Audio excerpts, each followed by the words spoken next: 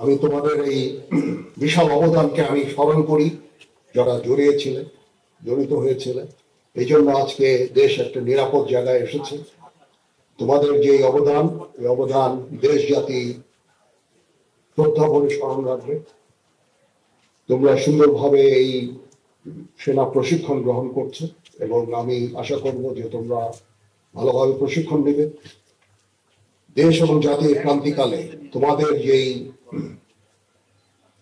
তোমরা একটা বিশাল শক্তি হিসাবে আবির্ভূত হবে, এ ব্যাপারে আমাদের কোনো সন্দেহ নাই।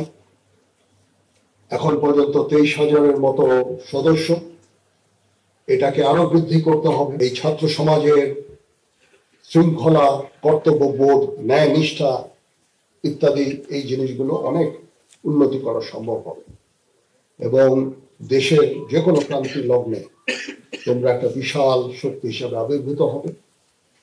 সেটার উদাহরণ তো আমরা দেখতেই পেলাম যে বিগত সময় যে সমস্যা হয়েছিল, এই সময় তোমরা ওতপ্রোতভাবে আমাদের সাথে একসাথে কাজ করেছো। তো এটা বজায় রাখতে হবে। তোমাদের যে স্পিরিট, তোমাদের এই স্পিরিট দেখে আমার খুবই ভালো লেগেছে।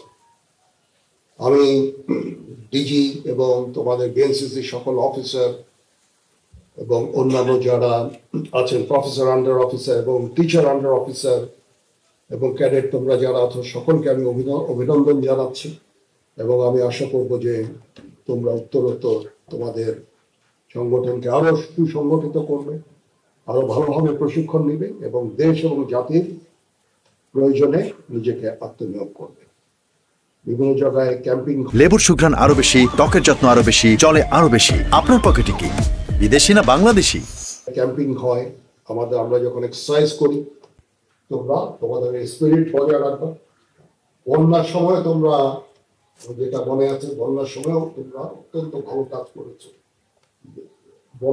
বন্যার্থদের মাঝে ত্রাণ বিতরণ থেকে শুরু করে অনেক ভালো কাজ করেছো। তো আমি নিশ্চিত যে সুন্দর একটা ফ্যাসিলিটি ডেভেলপ হলো, সেটা এই যে ট্রেনিং এর কাজে এই বিল্ডিংটা এবং একাডেমিক কাজে ওই বিল্ডিংটা ব্যবহৃত হবে। তো এখান থেকে তোমরা প্রশিক্ষণ গ্রহণ করে লাভবান হতে পারবে। আমরা সর্বদা সচেষ্ট থাকবো তোমাদের যতদূর সম্ভব সাহায্য সহযোগিতা করার জন্য। তোমাদের অ্যামুনেশন নিয়ে একটা সমস্যা ছিল। আমি আমার আর্মি থেকে অনেক অ্যামুনেশন তোমাদের দিয়েছি। এই অ্যামুনেশন গুলো রেখে দিলেই হবে না, তোমরা রেগুলার যে এগুলোকে ফায়ার করবো, ওদেরকে প্রশিক্ষিত করবো, তাহলে আমাদের এই ট্রেনিং সাফল্য লাভ করবে।